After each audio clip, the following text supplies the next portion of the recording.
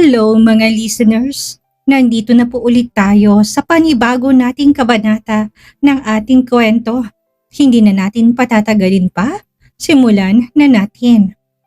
Nahilamos ni Marlon ang mukha na hindi na niya naabutan pang sasakyan ng asawa.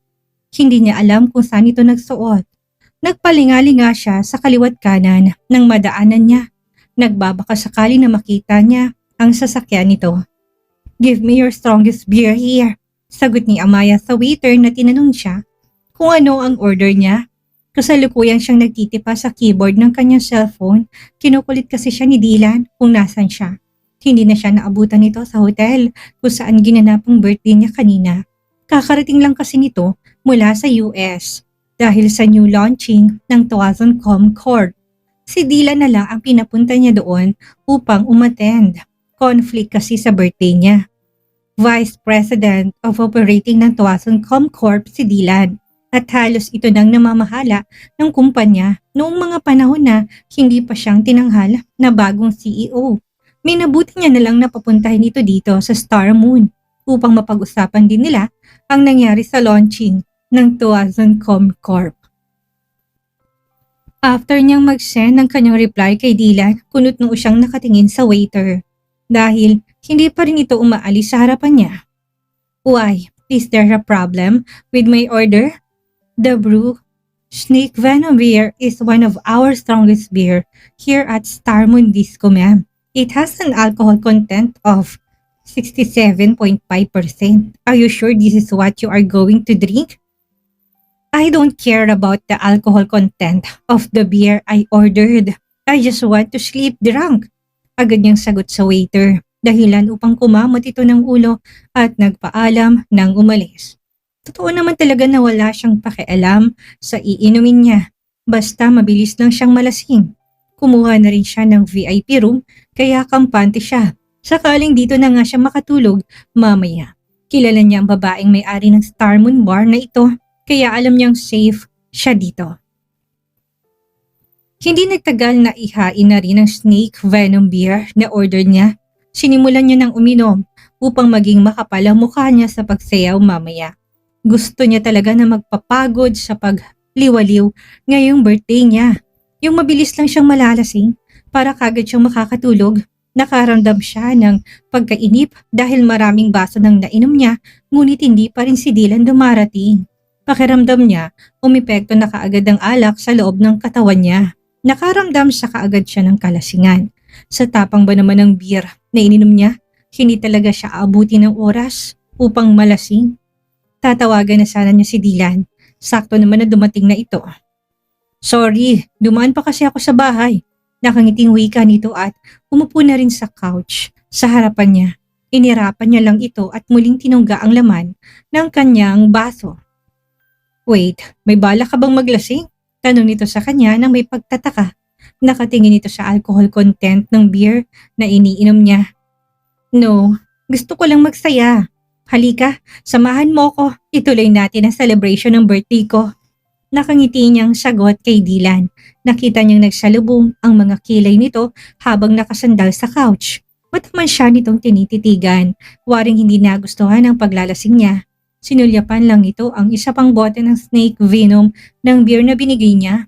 Alam niyang noon pa man, overprotective na si Dylan sa kanya. Hindi niya alam kung bakit, pero nararamdaman niyang mga special treatment ito sa kanya. Gayon pa man nakuha nitong buong tiwala niya dahil lang beses na siya nitong inihatid sa bahay niya ng safe. "May problema ba?" Umiwas ang tingin si Amaya nang marinig ang tanong ni Dylan sa kanya. Ayaw niya na makita nitong namumuong luha sa mga mata niya. Katulad niya, Filipino-American na rin si Dylan, kaya fluent din ito sa pagsasalita ng Filipino. "Wala akong problema, Dylan. Talagang gusto ko lang na mag-celebrate ng birthday ko." Pagdadahilan niya kay Dylan. "Bakit? Dahil dumating ba siya? Nabalitaan ko nangyari sa birthday mo kanina. Ganun ka na ba kadesperada para kalimutan siya? Kailangan mo pang isakripisyo ang sarili mo sa pamamagitan ng pagpapakasal sa hindi mo mahal para lang kalimutan siya? I thought you had learned to forget him." Halatang galit sa boses ni Dylan. Hindi ganun kadali ang Dylan. "Akala ko rin unti-unti ko na siyang nakalimutan. Ngunit tangina, masakit pa rin. Nasasaktan ako na isipin na ikakasal na siya sa iba. Ngumiti siya at mabilis na pinahid ang luha niya. Saka muli itong nagtanong, may yosi ka ba dyan? Pahingi. Lalo nagtagi sa mga bagang ni Dylan dahil sa nakikita niyang sitwasyon ngayon ni Amaya. Pinipigilan niya lang ang kanyang inis sa babaeng boss. Hindi niya pinapansin ang hinihingi nitong yosi. Kinuha niya ang bote ng snake venom at tinungga na rin ang laman nun. Kung kinakailangan na siya ang umubos ng lahat ng in-order nito, gagawin niya para lang mabawasan ang kalasingan nito. Nagulat na lang siya nang tumabi na ito sa kanya at kinuwang sigarilyo sa bulsa ng suits niya. Amaya, stop it. Pigil niya sa kamay nito. Kailan ka pa natutong magsigarilyo ha? Minsan kapag nagagalit siya, nasanay na siyang tawagin tong Amaya. Siguro dahil sa loob ng 5 taon, nakapagpalagayan na rin sila ng loob ang isa't isa. Ngunit sa loob ng 5 taon na yun, saksi siya kung paano ito iniyakan si Marlon. Kabisado niya ng pangalan ng lalaking yun dahil halos araw-araw na lang na ginawa ng Diyos, palagi na lang itong bukang bibig. Nagpapasalamat na nga siya after 2 years, tumigil na ito sa pagbanggit ng pangalan ng lalaking yun. Nangingit-ngit ang kanyang kalooban. Sinisisi niya si Marlon kung bakit nahihirapan ngayon si Amaya. Akin na kasi! Nairit ang wika sa kanya ni Amaya at pilit inaagaw ang pakete ng sigarilyo sa kamay niya. No, magagalit sa akin si Tito Charles. Kapag pinayagan kitang magsigarilyo, bumalik ka na dun sa upuan mo. Sasamahan kitang uminom hanggat kailan mo gusto. Sinimangutan lang siya ni Amaya. Kung ayaw mo, di wag! Matarin itong wika sa kanya. Sinundan niya ito ng tingin. Napapailing na lang siya na makita niya itong dumiretso sa gitna ng dance floor at nag-enjoy sa pagsayaw. Nagpakawala na lang siya ng buntong hininga. Bukas na lang niya sasabihin dito tungkol sa launching ng Tuazon.com branch sa US. Samantalang hindi pa maipintang mukha ni Marlon sa paghahanap ng sasakyan ni Amaya. Sinubukan niyang bumalik sa dinaanan niya kanina. Baka na-overlook niya lang ang sasakyan nito na nakapark sa gilid ng kalsada. Hindi nagtagal, nahagip ng kanyang mga mata ang sasakyan nito na nakapark sa harap ng Star Moon Disco. Isa itong sikat na disco bar ng mga mayayamang angkan dito sa Wales. Matapos i-park ang kanyang kotse, mabilis ang kanyang mga hakbang na pumasok sa loob.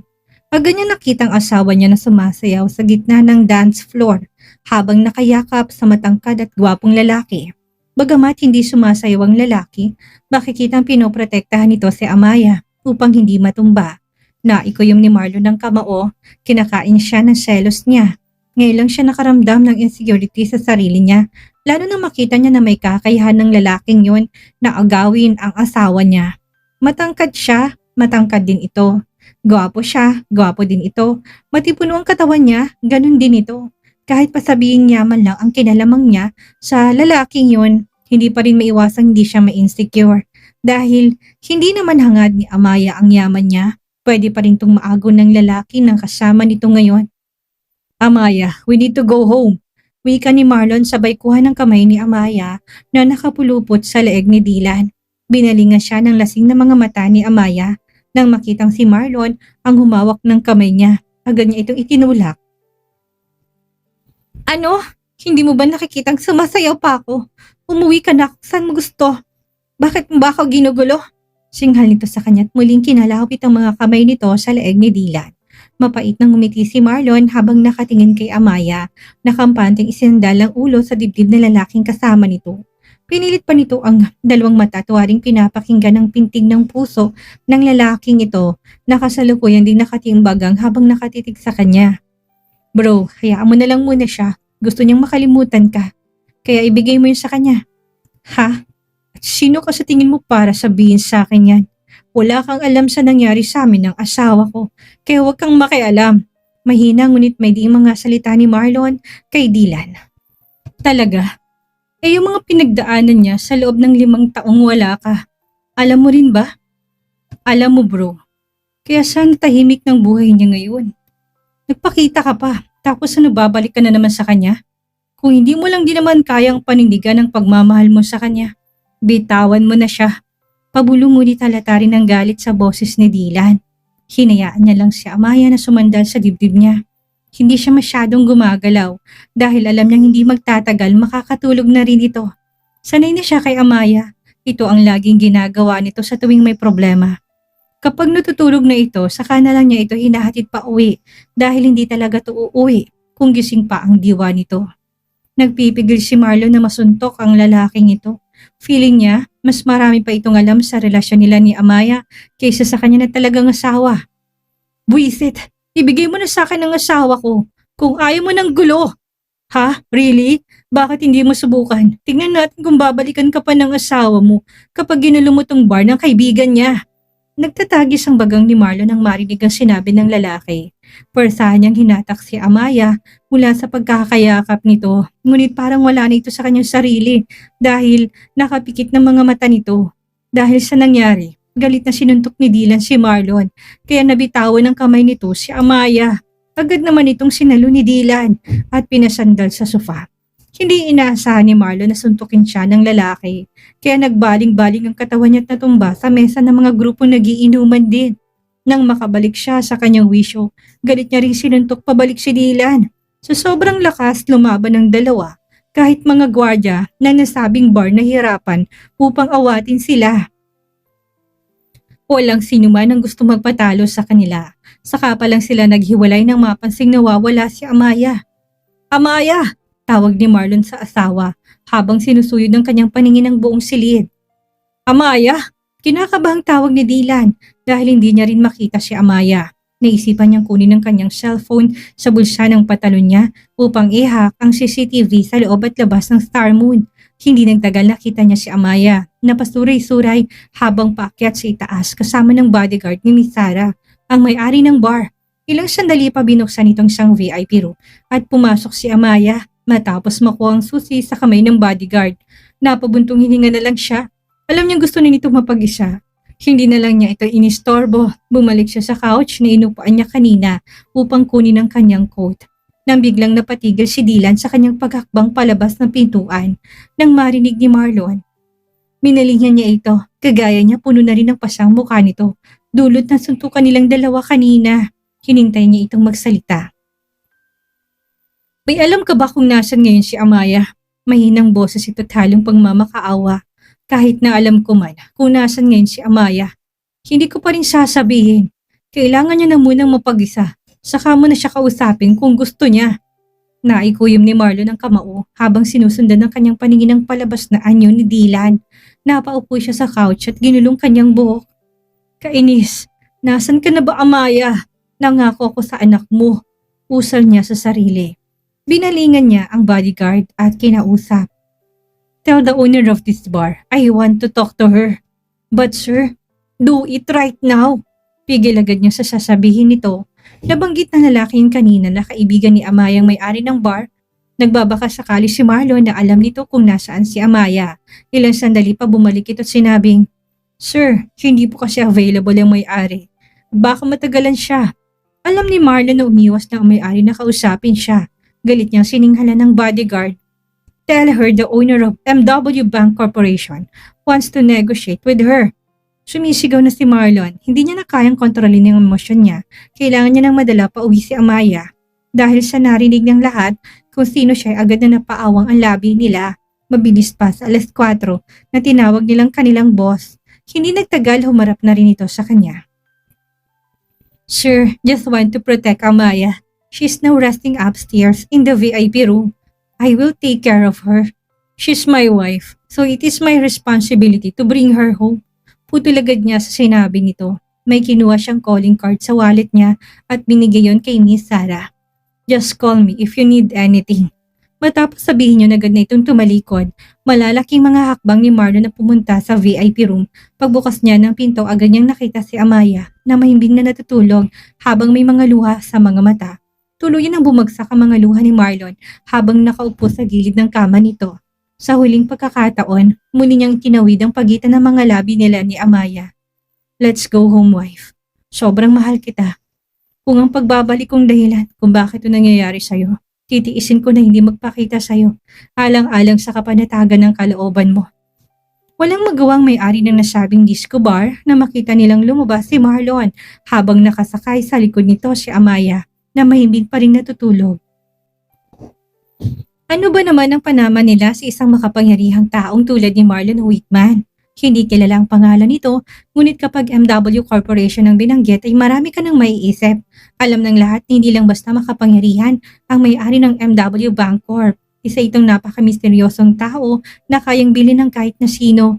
Ngunit ngayon lang nila nalaman na sa kabila pala, nang walang kapantay nitong kapangyarihan, meron din itong kahinaan. At yun ang asawa nitong si Amaya. Past midnight na nang nakarating si Marlon sa palasyo. Bahagya pa siyang nagulat na makita niya si King Charles na nag-aabang sa malaking sala habang nakaupo sa couch. Yumuko lang siya dito tanda ng paggalang bago nagpatuloy sa pag-akyat sa hagdanan. Maingat niyang pinahiga si Amaya sa kama sa loob ng silid nito. Mahimbing pa rin to sa pagtulog. Kumuha siya ng maligamgam na face towel at pinunasan ng buong katawan nito. Sa kalagitnaan siya nagpupunas ng marinig niya. Ito na may binubulong. Love, bakit ba ang hirap mo kalimutan? Bahagya siyang natigilan dahil sa binulong ni Amaya. Hindi niya makumpirma kung sinong love na tinutukoy nito. Muli niyang pinagpatuloy ang pagpunas ng katawan nito hanggang sa muli na naman itong magsalita habang umiiyak. Marlon, bakit mo ba ako sinasaktan ng ganito? Bakit ang kapatid ko pang pakakasalan mo? Alam mo ba na mahal pa rin kita hanggang ngayon? Gago ka. Pinahid ni Marlon ang mga luha ni Amaya. Ang bigat na nararamdaman niya kanina ay pinalitan ng sobrang saya nang marinig niya na mahal pa rin siya nito. Agad niya itong pinabangon upang yakapin ng mahigpit. Tuluyan ang bumuhos ang kanyang mga luha sa sobrang kaligayahan. Kahit pasabihin na lasing ito, naniniwala pa rin siya sa sinasabi nito. Eka nga, nagsasabi ng totoo ang tao lalo na ang kanyang tunay na nararamdaman kapag lasing ito. Sorry love. Para na kasi akong mababaliw sa paghahanap sa'yo ng mga panahon na yon. Ngunit maniwala ka, ikaw pa rin ang mahal ko. Ikaw lang ang babaeng mamahalin ko, Amaya. Puno ng emosyon na sabi ni Marlon at muling hinarap si Amaya. Bahagyang nakadilat ang mga mata nito na nakatingin sa kanya. Waring kinukumpirma na siya nga si Marlon. I love you, my wife. Sana bigyan mo pa ako ng pagkakataon upang maging asawa ka. Magpakasal tayo. Hindi na ni Amaya matiis ang nararamdaman niya. Hindi niya alam kung dala ng kalasingan kaya naghalong pananabik at init na kanyang nararamdaman sa mga oras na ito. Aaminin niyang namimiss na si Marlon. Namumungay ang kanyang mga mata na pinahid ang luha ni Marlon. Kinuha naman itong kamay niya at tinikit sa labi nito habang nakapikit. Wife, gusto ko makompleto ang pamilya natin. Gusto ko na magpakasal tayo ulit. Will you marry me? I love you too, mahinang sagot ni Amaya. Yun lang ang hinintay na sagot ni Marlon at muli niya pinaglapat ang mga labi nilang dalawa. Walang pagsidla ng sayang nararamdaman nila sa isa't isa. Kahit na amoy alak ang labi ni Amaya, hindi niya pinansin yon. Bagkus nagdulot pa yun ng kakaibang init na kanyang nararamdaman dahil mas naging wild ang paraan ng paghalik nito sa kanya. Amaya, ungo ni Marlon ang maramdaman ng kamay ng asawa na pumasok sa loob ng brief niya. Handang-handa na siya, love. Malandig wika ni Amaya nang tinutuyang kakinipan nagwawalang sandata. Oh yes, love. Namimiss ka na niyan. Matagal ka niya nang hinihintay. May halong ungol ang sagot ni Marlon habang pinapaliguan din ng halikang buong katawan ng asawa. Mas lalo siyang napakagatlabi nang tuluyang hinubad ni Amaya ang lahat ng damit niya. Napaka-wild nito ngayon sa kama. Pakiramdam ni Marlon hindi na siya makapaghintay.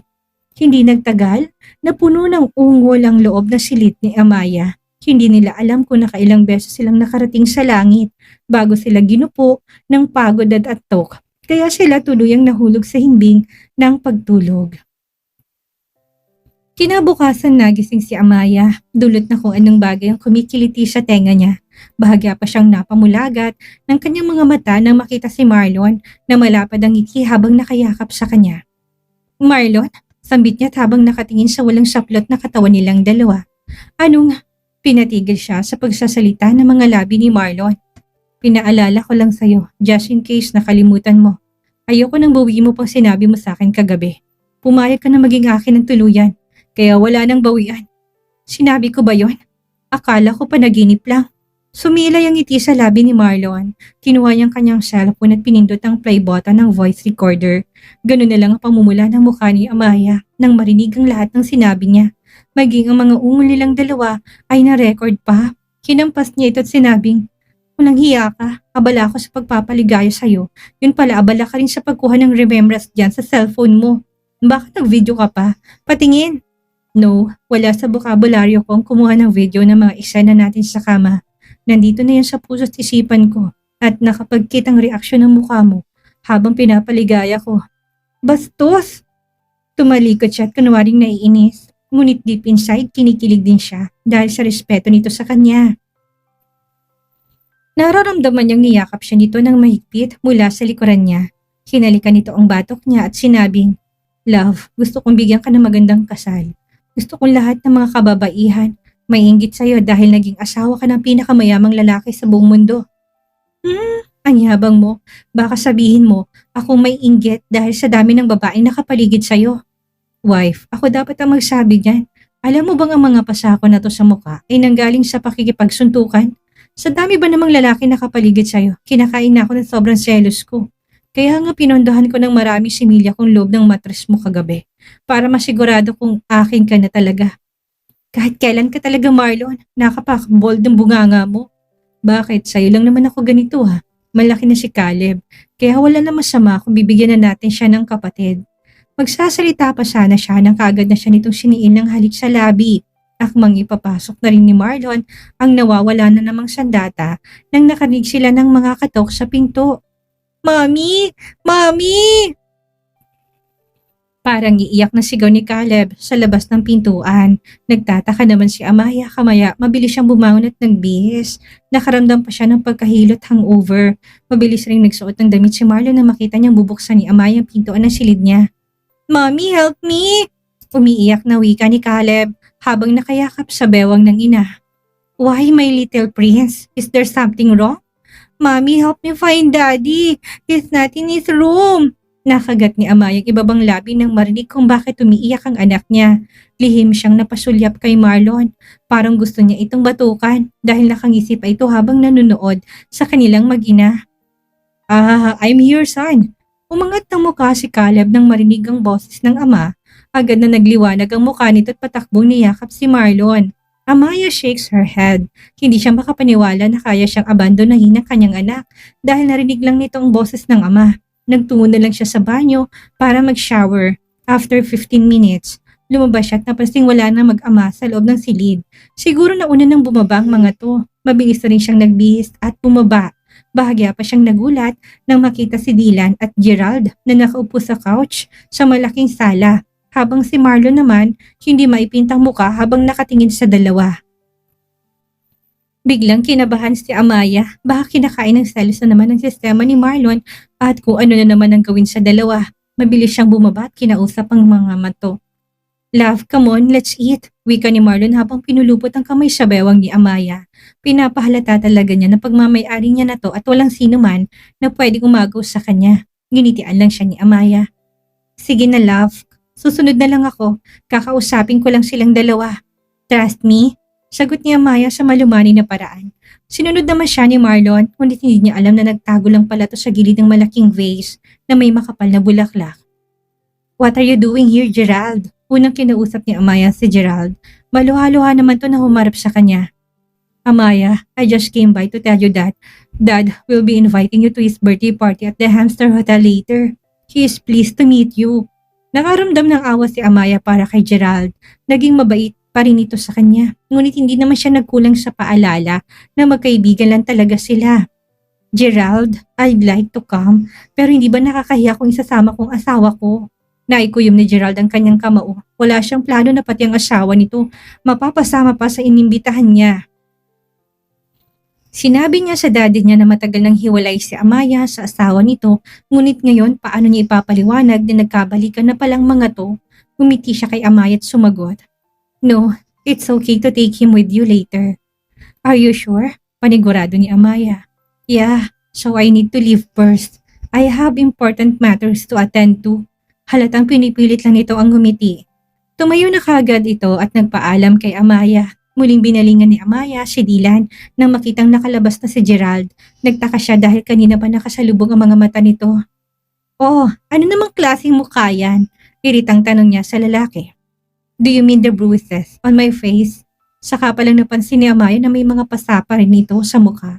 I'm sorry, tanging sabik niya, nagigilty kasi siya dahil kasalanan rin niya kung bakit nag-awi ang dalawa. Alam niya pinoprotektahan lang siya ni Dylan. Ngunit naintindihan naman niyang nagsiselos lang si Marlon kaya niya rin to nagawa yun. Never mind, dinaanan lang kita dito para masiguradong ligtas kang nakauwi. I need to leave. Marami pa akong dapat isikusuin sa opisina. Wait, yung tungkol doon sa launching ng Tuason Corp sa US. Kumusta? Pigil ni Amaya dito na makitang aalis na ito. Binalingan siya ni Dylan. Hindi niya alam kung bakit nakikita niyang namumuong luha sa mga mata nito. Ibinigay nito ang white folder sa kanya. Here, that includes the total budget and how many investors have invested in the said project. Sinulyapan na muna nito si Marlon na kasalukuyang nakatayo sa likuran ni Amaya. I need to leave. Napaawang labi ni Amaya dahil sa inasal ngayon ni Dylan. Hindi niya maintindihan kung bakit bigla na lang lumamig ang pakikitungo nito sa kanya. Samantalang dati kahit na anong pauwi niya, wala pa itong ganang umuwi dahil nakikipagkwentuhan pa sa daddy niya. Napabalik si Amaya sa sistema niya nang maramdaman ang pakakbay ni Marlon sa kanya. Wife, halika na. Hinihintay ka na ng anak natin. Sabay na tayong lahat na kumain. Malapad siyang umiti kay Marlon at pinulupot na rin ang kanyang kamay sa braso nito. Sinil niya ito ng halik sa noo. Thank you, wife. Narinig niyang wika nito. Ha? For what? Takang tanong niya kay Marlon. For loving me again. Samantala, saka palang pinakawala ni Dylan ang mga luha niya nang makapasok na siya sa loob ng kotse. Mga apakan niya na ang gas pedal nang bigla ang may tumawag sa cellphone niya. Agad niya itong sinagot. Mom. Son, bakit ka umiiyak? Mom, I can't take it anymore. I'm sorry. I fell in love with her. Sandaling tumahimik sa kabilang linya. Ilang sandali pa muli itong nagsalita. I'm sorry, son. Ako ang dahilan kung bakit ka nahihirapan ngayon. Puno ng pagsisisi at lungkot ang boses nito. Parang natauhan naman si Dylan, kaya muli niyang pinalakas ang boses niya. No, Mom. It's not your fault.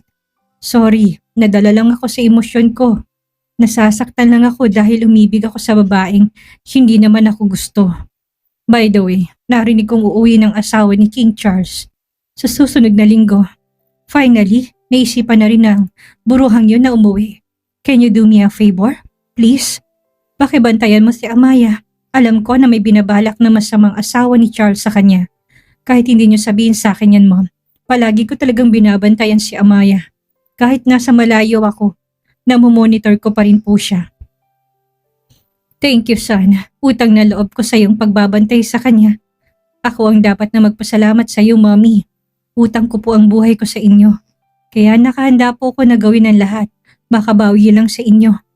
Narinig pa ni Dylan ang iyak ng mommy niya bago nito pinatay ang tawag. Nagpakawala na lang siya ng buntong hininga bago pinausad ang kanyang kotse. Habang kumakain naman silang lahat sa loob ng palasyo, naisip ni King Charles na sabihin sa anak ang tungkol sa asawa nito. Si Dylan lang ang nasabihan niya kanina. Baka ma-mention ito kay Amaya kapag nag-usap ang mga to, kaya minabuti niya na lang na sa kanya mismo manggagaling. Princess, next week your mommy Matilda will come home. But don't worry, she's a nice person.